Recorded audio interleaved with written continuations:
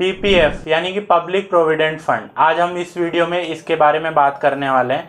और मैं आपको सबसे पहले ये बता दूं कि अगर आप तीन में से किसी भी कैटेगरी में फॉल करते हैं या तीनों कैटेगरी में फॉल करते हैं तो पीपीएफ की जो स्कीम है वो आपके लिए बहुत ही बेनिफिट होने वाली है। पहली ये है कि अगर आप हाई टैक्स ब्रैकेट में आते हैं यानी कि आप 30% प्लस में आते हैं, और आपको पता है 30% तो टैक्स ब्रैकेट होता है प्लस सेस वगैरह लग के जो मैक्सिमम होता है वो 40-41% के लगभग चले जाता है। दूसरा, अगर आप इनडिसिप्लिन है, आप सोचते तो हैं कि 10 साल 15 साल 20 साल के लिए मुझे इन्वेस्ट करना है, चाहे म्यूचुअल फंड्स में हो, डायरेक्ट स्टॉक्स में हो या कहीं पे और, लेकिन आप बार बार जब भी आपको पैसे की ज़रूरत पड़ती है, और वो ऑब्वियसली सबको पड़ती ही रहती है, तो आप बार बार पैसा विड्रॉ कर लेते हैं। आप में इतना डिसिप्लिन नहीं है और आपकी जो सेविंग आपसे करना है वो बहुत ज़्यादा मुश्किल होता है आपके लिए।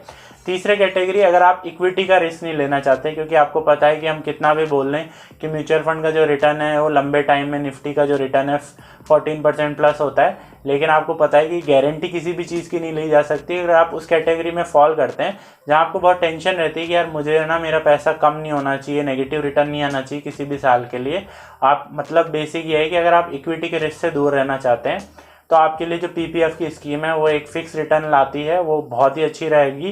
तो आपको हम इस वीडियो में बात करेंगे पीपीएफ के फीचर्स के बारे में, क्या उसमें पार्शियल विड्रॉ हो सकता है, क्या रूल्स हैं इसके अंदर, लोन लेने के क्या रूल्स हैं, मैच्योरिटी पे आपको कितना अमाउंट मिलने वाला है, आप इसको एक्सटेंशन कैसे करा सकते हैं, और आप मेरा फाइनल वर्डिक्ट भी इस वीडियो में रहेगा। तो आइए स्टार्ट करते हैं।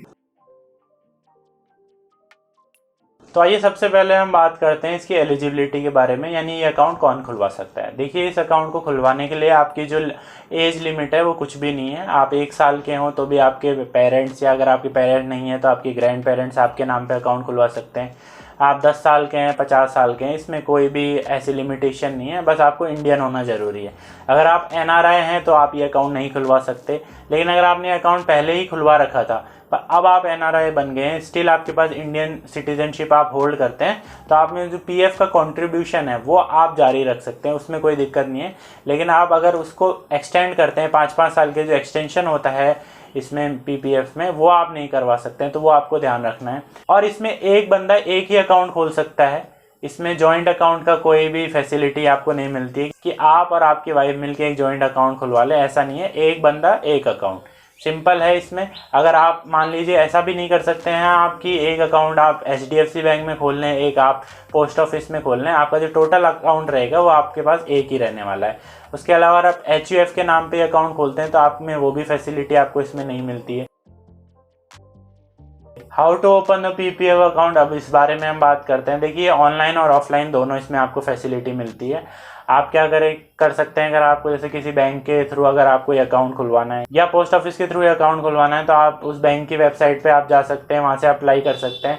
आपको बेसिकली 3 डॉक्यूमेंट की ज़रूरत है, एक आपका आधार कार्ड, एक आपका पैन कार्ड टैक्सेशन के लिए, और उसके अलावा साथ में एक आपको एड्रेस प्रूफ चाहिए, इलेक्ट्रिसिटी बिल वगैरह जो भी वो वहाँ पे मांगते हैं, तो बेसिक है। और आपको एक फॉर्म भरना पड़ेगा और उसके साथ आप 100 रुपीज़ का कंट्रीब्यूशन करा के भी अकाउंट खुलवा सकते हैं। आपको ये ध्यान रखना है कि इसमें 1 साल में जो फाइनेंशियल ईयर में मिनिमम जो आपको कंट्रीब्यूशन करना है वो 500 रुपीज़ है और मैक्सिमम 1.5 लाख है, लेकिन आप अकाउंट जरूर 100 रुपीज़ से खुलवा सकते हैं। आइए इसके फैक्ट्स एंड फीचर्स के बारे में हम बात करते हैं। तो इसमें आपको मैंने बताया कि जो आपका मिनिमम कंट्रीब्यूशन है वो 500 रुपीज़ का होता है और मैक्सिमम जो कंट्रीब्यूशन है यहाँ पे वो 1.5 लाख रुपए का होता है। अब आपको कई बार आपको ये भी लगता होगा कि ये स्कीम्स तो बहुत अच्छी हैं, लेकिन इनमें ये मैक्सिमम की यार लिमिट क्यों रख दी जाती है और मिनिमम इतना कम क्यों होता है। देखिए, मिनिमम तो इसलिए इतना कम होता है क्योंकि जो इस तरह की स्कीम होती है सोशल सिक्योरिटी के कैटेगरी में आती हैं, तो ये ऐसे लोगों के लिए भी होती हैं जो कि बहुत ही लोअर तबके से बिलोंग करते हैं, ज़्यादा पैसा अफोर्ड नहीं कर सकते, तो 250 रुपये 500 रुपये साल में तो कोई भी कंट्रीब्यूट करा सकता है, इसलिए इतना कम इसमें अमाउंट होता है। और मैक्सिमम इसलिए होता है क्योंकि गवर्नमेंट आपको एक ऐसी स्कीम में इन्वेस्ट करने का मौका दे रही है यहाँ पे, जहाँ पे आपको फिक्स रिटर्न मिल रहा है, जो कि अभी लगभग 7.1 या 7.6% चल रहा है। अभी शायद रिसेंटली बढ़ाया है, लेकिन लगभग 7% के लगभग है। और एफडी के जो रेट्स होते हैं जनरली उनसे आपको 1.5-2% ये ऊपर मिलता है।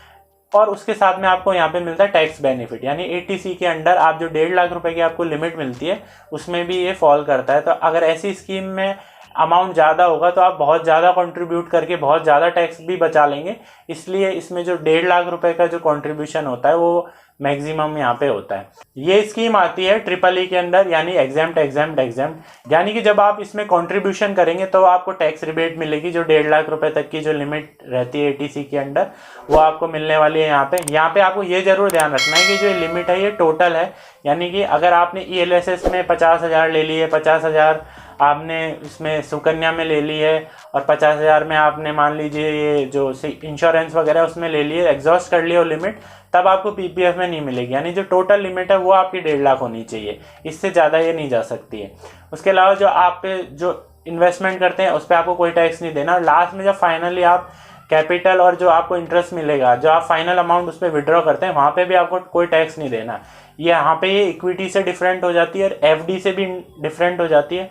कई लोगों के दिमाग में क्वेश्चन आता है कि यार FD में 6-7% तो रिटर्न उसमें भी मिल रहा है और वहाँ पे कोई लॉक इन भी नहीं है। 3 साल 5 साल की FD होती है और आराम से 1-1.5% की पेनल्टी के साथ वो आराम से अनलॉक भी हो जाती है। यहाँ पे आप तोड़वा सकते हैं, लेकिन यहाँ पे इतना बड़ा लॉक इन है तो यहाँ इन्वेस्ट क्यों करना है। यहाँ पे आपको ये ध्यान रखना है कि FD में ना तो आपको कोई टैक्स रिबेट मिलने वाली है और ना यहाँ पे आपका जो फाइनल जो अमाउंट बनेगा, आपका जो इंटरेस्ट आएगा उस पर भी आपको टैक्स देना पड़ेगा। वो आपकी इनकम में सीधा सीधा जुड़ जाएगा। मान लीजिए आपकी अगर इनकम 12 लाख है और 25,000 रुपये का आपने इंटरेस्ट कमाया इस साल FD पे, तो आपकी जो टोटल इनकम काउंट करी जाएगी वो 12,25,000 की जाएगी। और अगर एक साल के अंडर एक FD से अगर आपको 10,000 से ज़्यादा का फाइनेंशियल ईयर में आपको इंटरेस्ट मिल रहा है तो वहाँ पे आपको 10% एक्स्ट्रा TDS भी देना होता है। अब आपका जो अमाउंट है वो 15 साल के लिए लॉक इन होता है, लेकिन आप इसको ऐसे देखिए कि 15 साल के लिए नहीं, एक्चुअली ये 16 साल के लिए लॉक इन हो जाता है। क्योंकि जिस साल आप अकाउंट खुलवाते हैं, मान लीजिए मार्च 2020 में आपने अकाउंट खुलवाया है, तो 2020 से 21 का जो फाइनेंशियल ईयर चल रहा है उसको 0th ईयर काउंट किया जाएगा और उसके बाद जो 2021-22 आएगा उसको फर्स्ट ईयर काउंट किया जाएगा। तो आपको लग रहा है 15 साल का लॉक इन है, पर आप ये मान सकते हैं कि यहाँ पे लगभग 16 साल का आपके पास लॉक इन रहेगा। अब हम बात करते हैं इसमें प्री मैच्योर विड्रॉल की, यानी कि आप देख सकते हैं, आपके दिमाग में ये आता होगा यार 15 साल के लिए इसमें लॉक इन है, मान लीजिए मुझे बीच में पैसों की ज़रूरत पड़ गई तो मैं क्या करूँगा। तो यहाँ पे आपके लिए गुड न्यूज़ है कि यहाँ पे अगर आप 6 ईयर आपको हो चुके हैं, यानी 6 साल के बाद अगर आपको अकाउंट ओपनिंग किए हुए 6 साल हो चुके हैं, तो यहाँ पे आप कुछ अमाउंट विड्रॉ भी कर सकते हैं। पर ऐसा सिर्फ स्पेशल केस में हो सकता है, मान लीजिए कोई मेडिकल इमरजेंसी है या आपको पैसों की बहुत ज़रूरत पड़ जाती है, या कभी कभी ऐसा भी होता है स्पेशल केसेस में, जैसे कोविड के टाइम पे हुआ। आपको पता है कोविड के टाइम में बहुत लोगों की जॉब गई, कई लोगों की सैलरी कम हो गई, लेकिन EMIs तो हमेशा चलती रहती हैं। तो गवर्नमेंट ने क्या किया था कि लोगों को अलाउ किया था कि अगर आपको होम लोन की EMI देनी है तो आपका जो PF का कंट्रीब्यूशन है आप उसको भी यूज़ कर सकते हैं। तो स्पेशल केस में आपको ऐसे भी फ़ायदा हो सकता है। तो आप क्या कर सकते हैं कि 6 साल के बाद आपका जो PF का कंट्रीब्यूशन है, जो टोटल आपका जो अमाउंट बन रहा है यहाँ पे, उसका 50% मैक्सिमम आप विड्रॉ कर सकते हैं, इससे कम भी कर सकते हैं, पर मैक्सिमम जो लिमिट की गई है वो 50% की गई है। लेकिन अगर स्पेशल केसेस में बहुत बड़ी मेडिकल इमरजेंसी है या फिर किसी स्पेशल केस में एक्सट्रीम केस जो हो जाता है कभी कभी, उस केस में आप ये भी कर सकते हैं कि 5 साल के बाद आप इस अकाउंट को प्रीमेच्योर क्लोजर भी कर सकते हैं। ऐसे टाइम पे आप 100% अपना पैसा विड्रॉ कर सकते हैं, पर आपको ध्यान रखना पड़ेगा कि ऐसे केस में आपका जो PPF का जो अकाउंट है वो मिनिमम 5 साल पुराना होना चाहिए। सेम जैसे सुकन्या में था उसी तरह का रूल यहाँ पे भी है।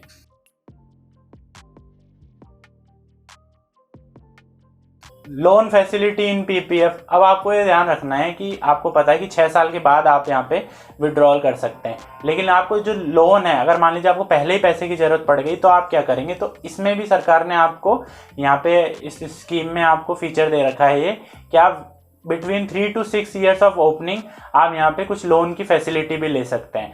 आप यहाँ पे मैक्सिमम जो आपका जो अमाउंट बन रहा था 2 साल पहले तक, जिस साल आप अप्लाई करते हैं उससे 2 साल पहले फाइनेंशियल ईयर तक उस अमाउंट का आप मैक्सिमम 25% का लोन ले सकते हैं। पर मैं आपको यहाँ पे सजेस्ट करूँगा कि आप इसको लेना अवॉइड करें, क्योंकि इसमें क्या होने वाला है, आपको दिखेगा कि यार आपको क्या है, इसमें जो इंटरेस्ट रेट होता है वो इस तरह से डिसाइड होता है कि जो आपको मान लीजिए कि 7.1% आपको PPF पे इंटरेस्ट मिल रहा है, तो 1% एक्स्ट्रा यानी 8.1% पे आपको इंटरेस्ट मिल जाता है। कि आपको जो 1% ही लग रहा है यहाँ पे इंटरेस्ट, लेकिन उसमें क्या होगा, जो आपका बचा हुआ जो अमाउंट यहाँ पे आपके PF में है उसमें आपको कोई भी इंटरेस्ट जो इनकम होगी वो नहीं होगी।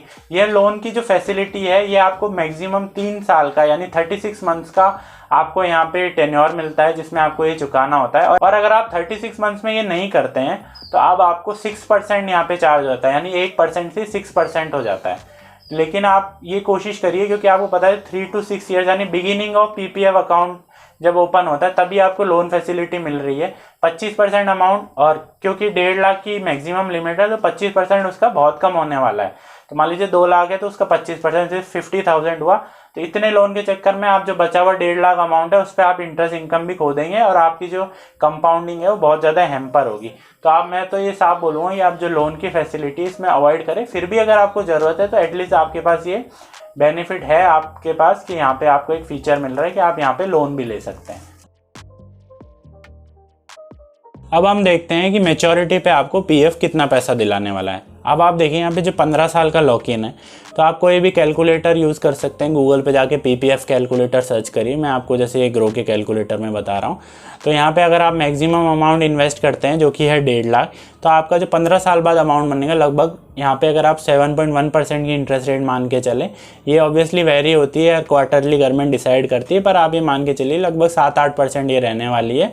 और ये इन्फ्लेशन और रेपो रेट से लिंक्ड होती है, तो ज़्यादा टेंशन लेने वाली बात नहीं है। ऐसा नहीं है कि ये फ्यूचर में बहुत ही कम हो जाएगी, क्योंकि गवर्नमेंट को भी पता है अगर आप बहुत ही कम इंटरेस्ट देंगे तो कोई भी इसमें इन्वेस्ट नहीं करने वाला। तो आप देखेंगे 15 साल बाद जो आपका अमाउंट है 40 लाख बनता है। वहीं इसमें आपको फीचर मिलता है कि आप 5-5 साल के लिए इसके ब्लॉक में आपको इसको एक्सटेंशन कर सकते हैं। तो अगर आप 20 साल के लिए इन्वेस्ट करते हैं तो यही 40 लाख आपके 66 लाख हो जाते हैं।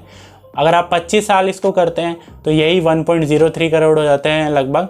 और अगर आप 5 साल और यानी कि 15 साल की बजाय अगर आप 30 साल तक विद कंट्रीब्यूशन इसको एक्सटेंड करे जाते हैं तो आपका 30 साल बाद अमाउंट बनने वाला है 1.5 करोड़। और अगर आप ऐसे करें कि एक अकाउंट आप खुलवा लें और एक अकाउंट आपकी वाइफ के नाम पे खुल जाए तो आपका जो टोटल अमाउंट है वो 3 करोड़ बनने वाला है। तो मान लीजिए आप 30 की ईयर्स की एज में स्टार्ट करते हैं, आपको इक्विटी का रिस्क नहीं लेना। वैसे मैं आपको वो प्रेफर करूँगा कि आप मिक्स ऑफ गेम खेल सकते हैं, कुछ इक्विटी में कुछ यहाँ पे, पर फिर भी अगर आपको रिस्क नहीं लेना है, 30 साल के लिए आपको इन्वेस्ट करना है और आपको रिटायरमेंट लेना है, तो आप इसको यूज़ कर सकते हैं कि यहाँ पे आपको 5-5 साल के एक्सटेंशन की यहाँ पे आपको फैसिलिटी भी मिल जाती है। और मैं आपको सजेस्ट करूँगा कि आप इसका जो एक्सटेंशन आपको मिलता है 5-5 साल का उसको ज़रूर यूज़ करें, क्योंकि यहाँ आपको बहुत बेनिफिट मिल रहा है। आप देखेंगे कि 15 साल में आपका जो अमाउंट मिला, आपका जो अमाउंट मिला वो मिला 40 लाख, और 5 साल जब आपने एक्सटेंड किया, क्योंकि कंपाउंडिंग का यहाँ पे आपको बेनिफिट मिल रहा है, तो आपको 26 लाख रुपीज़ एक्स्ट्रा मिले। वहीं 10 साल पे आप गए तो लगभग आपको 60 लाख रुपीज़ एक्स्ट्रा मिले। और अगर आप 15 साल यानी कि आप अगर डबल चले गए यहाँ पे तो आपको लगभग 1.1 करोड़ रुपीज़ यहाँ पे एक्स्ट्रा मिलने वाला है। तो वो आपके लिए बहुत बेनिफिट रहेगा। और हो सकता है उसके बाद भी अगर आप चाहें, आपको पैसे की नीड नहीं है, तो आप उसको आगे फर्दर एक्सटेंड भी करा सकते हैं। अब एक्सटेंशन में 2 टाइप के होते हैं, विद कंट्रीब्यूशन और विदाउट कंट्रीब्यूशन। विदाउट कंट्रीब्यूशन का ये मतलब है कि आपको फर्दर अब कोई पैसा जमा नहीं कराना है, लेकिन जब आपका पुराना जो अमाउंट है उसमें रखा रहेगा उस पर आपको इंटरेस्ट मिलता रहेगा। तो ये आपके लिए बेनिफिट रहेगा कि आपको फर्दर कंट्रीब्यूट नहीं करना, पर इंटरेस्ट आपको मिलता जा रहा है। उसके अलावा अगर आप विद कंट्रीब्यूशन करते हैं तो आप 1.5 लाख रुपए इन्वेस्ट भी करते चलिए और आपको इंटरेस्ट भी मिलता रहेगा। अब ऐसे टाइम पे अगर आप विड्रॉ करते हैं तो आप ये काम कर सकते हैं कि अगर आप विद कंट्रीब्यूशन कर रहे हैं तो आप मैक्सिमम जो 60% अमाउंट आपका मैच्योरिटी पे बना, मान लीजिए 30 लाख रुपीज़ आपका मैच्योरिटी पे बन रहा था, तो उसका 60% यानी लगभग 18 लाख रुपीज़ आप उसमें से विड्रॉ कर सकते हैं। मैक्स लिमिट है और आपको जो विड्रॉल है आप 1 साल में सिर्फ एक बार ही कर पाएंगे। तो इस तरह से आप ये भी बेनिफिट ले सकते हैं कि आप पूरा विड्रॉ ना करें, जितना अमाउंट आपको ज़रूरत है आप उतना अमाउंट विड्रॉ कर लें। मान लें 5 लाख आपको चाहिए इस साल के खर्चे के लिए, तो आप 5 लाख रुपए विड्रॉ कर लें और बचा हुआ अमाउंट है उसको रखे रहने दीजिए। वो आपको 7.1% या जितनी भी उस टाइम रेट रहेगी उस हिसाब से आपको वहाँ पे कंपाउंडिंग भी मिलती रहेगी। और आपको डेफिनेटली जो सबसे बड़ी बात है, यहाँ पे आपको टैक्स बेनिफिट मिलेगा। जबकि जब आप इक्विटी में देखेंगे तो वहीं आपको लॉन्ग टर्म पे 10% और शॉर्ट टर्म में आपको 15% का टैक्स देना पड़ रहा है। वो यहाँ पे बहुत बड़ा डिफरेंस भी क्रिएट कर सकता है, क्योंकि कई बार क्या होता है कि लोग इन्वेस्ट करते हैं म्यूचुअल फंड में 15 साल के लिए, लेकिन जब म्यूचुअल फंड अच्छा परफॉर्म नहीं करता तो पहले ही उसमें से विड्रॉ कर लेते हैं, उसके बाद वो दूसरे उसमें जाते हैं, तो जो भी उनका रिटर्न बना होता है उस पर उसको टैक्स देना पड़ता है। तो बहुत टैक्स इनएफिशिएंट भी हो जाता है म्यूचुअल फंड कई बार, क्योंकि लोगों में इतना डिसिप्लिन नहीं होता है। लेकिन यहाँ पे क्या है, आप चाहे पार्शियल विड्रॉ करें चाहे आप कुछ भी करें, यहाँ पे आपको कोई भी टैक्स नहीं देना, आपको टैक्स से बिल्कुल दूर रहना है। अब फाइनल वर्डिक्ट, यानी मैं इसमें आपको फाइनल सजेशन देने वाला हूँ मेरी तरफ से कि मेरा क्या ओपिनियन है। तो मेरा ये ओपिनियन है कि जिस भी पर्सन में डिसिप्लिन नहीं है, जो कि मेजॉरिटी ऑफ लोगों में नहीं होता है, तो आप ऐसे टाइम में पीपीएफ की तरफ ज़रूर देख सकते हैं। आप ज़्यादा टेंशन मत लीजिए, ऐसा मत सोचिए कि यार 7% का ही इंटरेस्ट है, इन्फ्लेशन के बाद इसकी क्या वैल्यू हो जाएगी। तो आपको ये ध्यान रखना है कि आपको यहाँ पे जो 1.5 लाख की मैक्सिमम लिमिट मिल रही है वो 2014 में की गई है। हो सकता है कि फ्यूचर में गवर्नमेंट इन्फ्लेशन को देखते हुए इसकी जो मैक्सिमम लिमिट है उसको भी बढ़ा दे। अगर मैक्सिमम लिमिट यहाँ पे 2 लाख 3 लाख हो गई तो आपका जो लास्ट में जो अमाउंट बनने वाला है मैच्योरिटी पे वो भी बढ़ जाएगा। तो ज़्यादा टेंशन लेने की बात नहीं है। यहाँ पे आपको ठीक ठाक रिटर्न भी मिल रहा है, आपको यहाँ पे टैक्स के बेनिफिट्स भी मिल रहे हैं। तो आप एक चीज़ भी कर सकते हैं, वो ज़्यादा शायद यहाँ पे सही रहने वाली है कि आप जो अमाउंट है उसको आप डिवाइड कर लीजिए। मान लीजिए आपको साल में 2 लाख रुपए इन्वेस्ट करने हैं, तो कुछ अमाउंट आप इक्विटी में अच्छा अल्फा जनरेट करने के लिए यूज़ ले सकते हैं, और वहीं पे कुछ अमाउंट, क्योंकि आपको कुछ, मैं ये मानता हूँ क्योंकि पैसों की जो ज़रूरत है वो आती रहती है। तो मान लीजिए आपको आई ज़रूरत और आपने पैसे विड्रॉ कर लिए, तो आपको प्लान था 15 साल टिकने वाला, पर टिक आप 5 साल ही पाए, तो आपको कोई खास बेनिफिट नहीं होगा। पर अगर आपका कुछ पैसा ऐसी जगह इन्वेस्टेड है जहाँ पे आप चाह के भी पैसा नहीं निकाल पाएंगे, तो वो आपके लिए, अगर एक टसल क्रिएट हुई, मुश्किल हुआ आपके लिए पैसा निकालना, तो शायद आप पैसा ना निकालें और वो फ्यूचर में बहुत काम आए। स्पेशली अगर आपके बच्चों की एजुकेशन जैसे इंपॉर्टेंट गोल है, आपकी रिटायरमेंट जैसा इंपॉर्टेंट गोल है, तो ऐसे टाइम पे ये पैसा बहुत काम आने वाला है। उसके अलावा आप सुकन्या समृद्धि को भी चेक कर सकते हैं। अगर आपके एक डॉटर है 10 साल तक की, तो आप उसको भी चेक कर सकते हैं। उस पर भी मैंने वीडियो बनाया है, तो ज़रूर उस वीडियो को भी देखें। उसके अलावा और भी हम वीडियो लाते रहते हैं पर्सनल फाइनेंस पे, स्टॉक मार्केट पे, म्यूचुअल फंड्स में। तो हमारे चैनल को सब्सक्राइब करें और शेयर करें जिसको भी ये सीखना है। और अगर मैंने आपकी लाइफ में कोई वैल्यू ऐड करी है तो ज़रूर कमेंट करके ज़रूर बताएं। Thank you.